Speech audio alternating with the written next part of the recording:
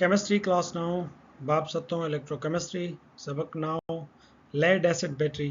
आवां chemistry जो उस्ताद नजीला चन्ना अवां की सुनाल स्कूल में भलीकार असां जो कलेक्टर जा मौजू आहिनि lead acid battery, components of lead acid battery, during charge and during discharge.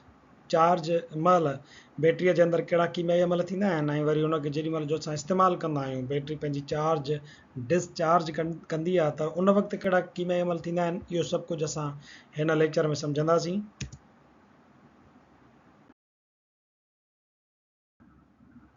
lead acid battery.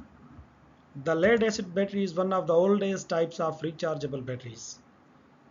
हीअ जेका तस्वीर में तव्हां lead acid battery ॾिसो था इहा rechargeable batteries जी तमामु अवाइली हिकिड़ी सूरत आहे. These batteries were invented in the year 1859 by the French physicist Gaston Plante. ही बैटरियूं 1859 में फ्रांसीसी फिजिक्स जे माहिर गेस्टन प्लांटे इजाद कयूं हुयूं.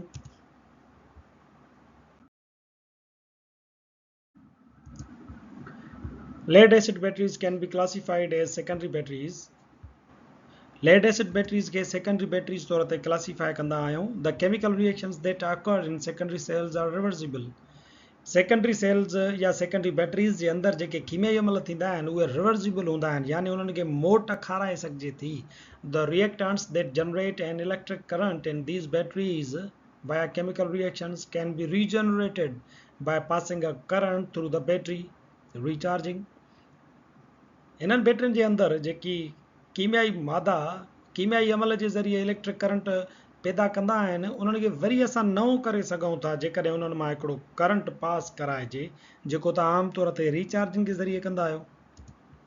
The chemical process of extracting current from a secondary battery forward reaction is called discharging. उहो कीमियाई अमल जंहिंजे ज़रिए तव्हां कंहिं बि सेकेंडरी बैटरीअ मां करंट ॿाहिरि कढंदा आहियो उन करंट ते जॾहिं पखो हलाईंदा आहियो त उनखे असां चवंदा आहियूं discharging.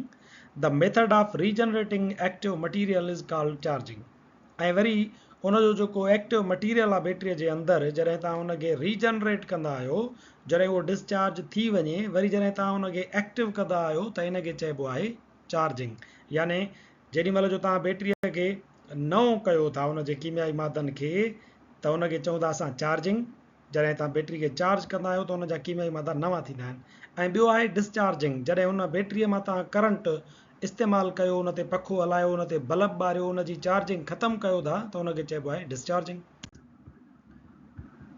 The sealed lead acid battery consists of 6 cells mounted side by side in a single case. हिकिड़े ई सिंगल खाने जे अंदरि तव्हांजी जेका लेड एसिड बैटरी हूंदी आहे उन में तक़रीबन 6 सेल हूंदा आहिनि जेके हिक ॿिए सां साइड बाय साइड ॻंढियल हूंदा आहिनि. 1 2 3 4 5 6 इहे 6 सेल हूंदा आहिनि. The cells are coupled together. इन्हनि ॿिनि जो जोड़ो जोड़ो हूंदो आहे and each 2.0 volt cell adds up to the overall 12 voltage capacity of the battery. हर हिकु सेल 2 वोल्टेज जी बिजली पैदा कंदो आहे ऐं इहे गॾिजी करे 6 सेल 12 वोल्टेज जी बिजली पैदा कंदा आहिनि. हिकिड़े सेल खे जेकॾहिं तव्हां ज़ूम करे ॾिसो या उनखे अंदरि ॾिसो त उहो हिकिड़ो सेल अंदरि जेको आहे मुख़्तलिफ़ एनोड ऐं कैथोड जो ठहियलु हूंदो आहे. उन में लेड ऑक्साइड आहे उन जे मथां असांजी वाधूअ जी चार्ज आहे जेको कैथोड तौर ते इस्तेमालु थिए थो पियो. ऐं ॿियो वरी तव्हांजो ब्लू रंग सां असां ॾेखारियल आहे जेको स्पंजी टाइप मटीरियल हूंदो आहे उहो बि लेड हूंदो आहे. सिर्फ़ु लेड हीअ आहे लेड ऑक्साइड. लेड जा वरी जेके आहिनि असांजा एनोड ठहियल हूंदा आहिनि जिन ते धातुअ जी चार्ज आहे ऐं इहे प्लेटूं हिकिड़े पाणीअ में अंदरि जमा थियल हूंदियूं आहिनि जिन में असां पाणी विझंदा आहियूं. उहो पाणी सल्फ्यूरिक एसिड हूंदो आहे जेको सॉल्यूशन हूंदो आहे जंहिंमें पाणी पिणु मौजूदु हूंदो आहे.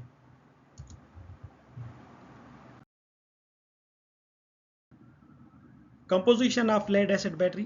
इन लेड एसिड बैटरी जी कंपोज़िशन जेकॾहिं ॾिसजे तव्हांखे ख़बर आहे त जेकी बि इलेक्ट्रोकेमिकल सेल आहिनि उन्हनि में अहम शयूं हूंदियूं आहिनि 3. हिकिड़ो हूंदो आहे असांजो एनोड, ॿियो हूंदो आहे कैथोड ऐं टियों हूंदो आहे इलेक्ट्रोलाइट. हिते तव्हांजो पॉज़िटिव जेका प्लेट आहे या पॉज़िटिव टर्मिनल आहे उहो आहे तव्हांजो लेड ऑक्साइड जो ठहियलु ऐं जेको नेगेटिव टर्मिनल आहे नेगेटिव प्लेट आहे उहा सिर्फ़ु लेड जी ठहियलु आहे. इहे 2 इलेक्ट्रोड आहिनि.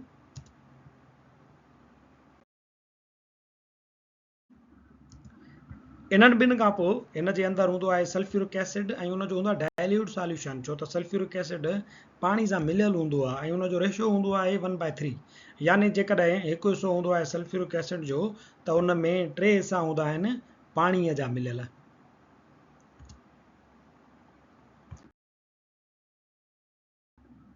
ड्यूरिंग चार्ज छा थींदो आहे त इहो जेको सल्फ्यूरिक एसिड आहे पाणीअ सां मिलियल, यानी उनजो जेको गार आहे उहो ऐं हेॾां तव्हांजो नेगेटिव प्लेट ऐं पॉज़िटिव प्लेट इहे पाण में जेॾी महिल जो असां हिननि खे चार्ज कंदा आहियूं त इन्हनि जो जेको रिएक्शन आहे उहो रिवर्स थींदो आहे ऐं नेगेटिव टर्मिनल जेको आहे उन ते इलेक्ट्रॉन जमा थी वेंदा आहिनि। हाणे हीअ आहे यानी चार्ज हिकिड़ी बैटरी।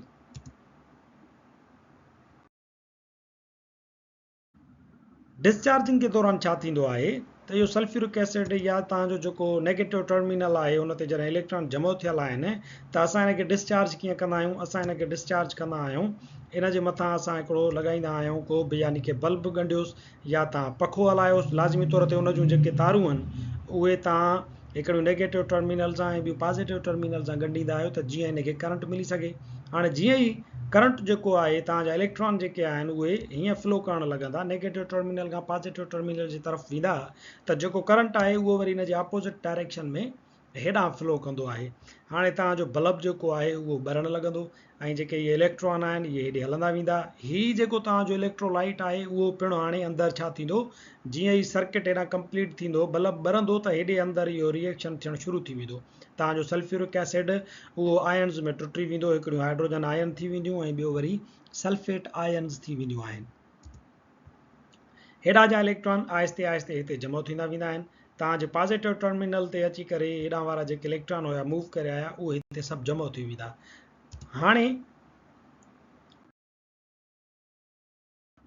हाणे जेॾी महिल जो ही इलेक्ट्रॉन हेॾां फ्लो कनि था ऐं पॉज़िटिव प्लेट ते इहे जमा थींदा वञनि था त हेॾे जेको सल्फ्यूरिक एसिड आयन्स में टुटंदो थो वञे, इहा हाइड्रोजन छा थींदो हिन पॉज़िटिव प्लेट ॾांहुं यानी लेड ऑक्साइड ॾांहुं अट्रैक्ट थींदी, छो त हिन ते वाधू आयन हिन जा इलेक्ट्रॉन सल्फेट खसिया आहिनि, तंहिंजे करे हीअ पंहिंजा इलेक्ट्रॉन गेन करण जे लाइ हेॾां ईंदी, लेड ऑक्साइड ॾांहुं पॉज़िटिव टर्मिनल ॾांहुं ईंदी।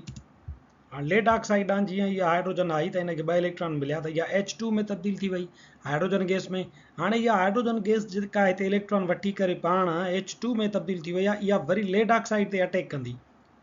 लेड ऑक्साइड ते जॾहिं हाइड्रोजन अटैक कंदी त हीअ हिनजी जेका हिकिड़ी ऑक्सीजन आहे उहा खसे वठंदी, H2 ऐं हिकिड़ी ऑक्सीजन थी वियो H2O ऐं हेॾे बचो लेड ऑक्साइड। इहो लेड ऑक्साइड हिते रहियो, हिते ई रहियो लेड ऑक्साइड, हे H2O हिते जमा थींदो वेंदो। जीअं जीअं हाइड्रोजन वेंदियूं इहो कीमियाई अमल थींदो, हिते पाणीअ जो मक़दारु वधंदो वेंदो। अॻ में ई पाणी हुयो, अञा वधंदो वेंदो, सल्फ्यूरिक एसिड जेको आहे उहो ख़तमु थींदो थो वञे।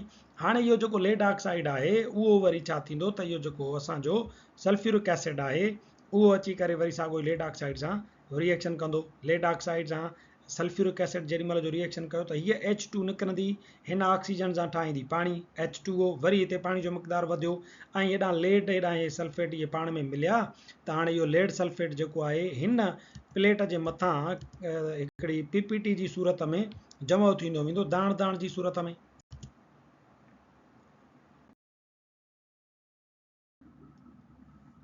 पॉज़िटिव टर्मिनल ते हेॾां ही रिएक्शन थिए थो पियो ऐं ही लेड सल्फेट जेको आहे हिते जमा थींदो थो वञे पियो। जॾहिं त ॾिसो त लेड ऑक्साइड जेको हिते आहे असांजो उहो हिन पाणी हिन सां सल्फ्यूरिक एसिड सां हाइड्रोजन सां ऐं ॿियनि सां रिएक्शन करे हेॾे पाणीअ जी सूरत में जमा थींदो वञे थो पियो। नेगेटिव प्लेट ते छा थींदो त इहा असांजी आहे लेड Pb। हाणे हेॾां तव्हांजो छा थी वियो त हेॾां इलेक्ट्रॉन हेॾे ट्रांसफर थींदा पिया वञनि त हिन ते इलेक्ट्रॉन जी थींदी खोट पैदा, तंहिंजे करे सल्फेट अट्रैक्ट थींदो हिन जे तरफ़।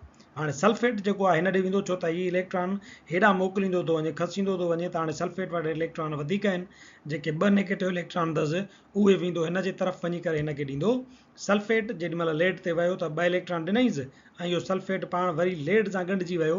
हाणे लेड सल्फेट हेॾां बि ठहियो हुयो, हेॾां बि जॾहिं ठहणु लॻंदो त इहो लेड सल्फेट वरी हिन प्लेट ते बि साॻियो ई चिंबड़ंदो वेंदो। हाणे छा थो थिए, तव्हांजो हितां सल्फ्यूरिक एसिड जो जेको मक़दारु आहे उहो ख़तमु थींदो थो वञे, छो त इहो सल्फ्यूरिक एसिड हिकु त पाणी में तब्दील थींदो थो वञे ऐं ॿियो इन जो ॿियो हिसो सल्फेट वारो लेड सल्फेट ठाहींदो, हिन जे मथां PPT जी सूरत में दाण जी सूरत में जमो थींदो थो वञे। हाणे हीउ तव्हांजो जेको समूरो कीमियाई अमल आहे, कीमियाई मादा आहिनि जिन जे करे इलेक्ट्रॉन ठहनि पिया, बल्ब ॿरे पियो, इहो हलंदो पियो रहे, पर जेॾी महिल जो हीउ बस थी वियो त हाणे हिनखे एक्स्ट्रा इलेक्ट्रॉन कोन मिलंदा। हाणे हिते लेड सल्फेट ॼमी वियो आहे, ॿियो सल्फेट कोन्हे को जेको हिनखे इलेक्ट्रॉन ॾे, सिर्फ़ु पाणी आहे, त इहो रिएक्शन बंदि थी वेंदो ऐं बल्ब आहिस्ते आहिस्ते डिम थी वेंदो। तॾहिं असां चवंदा आहियूं त बैटरी जेका आहे उनजी चार्जिंग ख़तमु थी वई आहे। हीअ जेके रिएक्शन आहिनि इनखे जेकॾहिं समअप कयूं त ओवरऑल रिएक्शन असांजो हीअं थींदो, लेड हीअ वारो नेगेटिव प्लेट वारो, लेड परऑक्साइड पॉजिटिव प्लेट वारो, इन्हनि सां असां छा मिलायोसीं, 2 बाय सल्फेट ऐं 2 हाइड्रोजन आयन। हिते जेके हाइड्रोजन आयन हेॾां वञनि पियूं, बाय सल्फेट हाइड्रोजन ऐं सल्फेट वरी जेको अची करे हिन सां रिएक्शन कयो उहो, इहे ॿई टई चारई शयूं, हे लेड ऑक्साइड, हे तव्हांजो सल्फ्यूरिक एसिड, उन जा हाइड्रोजन आयन, इहे चारई शयूं जॾहिं हीअ रिएक्शन नेगेटिव ऐं पॉजिटिव प्लेट जो असां समअप था कयूं त असांखे मिले थो लेड सल्फेट जेको हिते तव्हांजो जमो थियल आहे, हिते जमो थियल आहे PPT जी सूरत में, ॿियो पाणी जेको हिते जमो थींदो थो वञे, उनजो मिक़दारु वधंदो थो वञे, ऐं ॿी एनर्जी हेॾां जेका तव्हांखे इलेक्ट्रॉन जी सूरत में मिले थी, करंट पैदा थिए थो, बल्ब ॿरे थो, इहो हिन ड्यूरिंग डिस्चार्ज जो जेको आहे समूरो इहो कीमियाई अमल आहे, जॾहिं बल्ब ॿारींदा आहियो या जॾहिं तव्हां पखो हलाईंदा आहियो।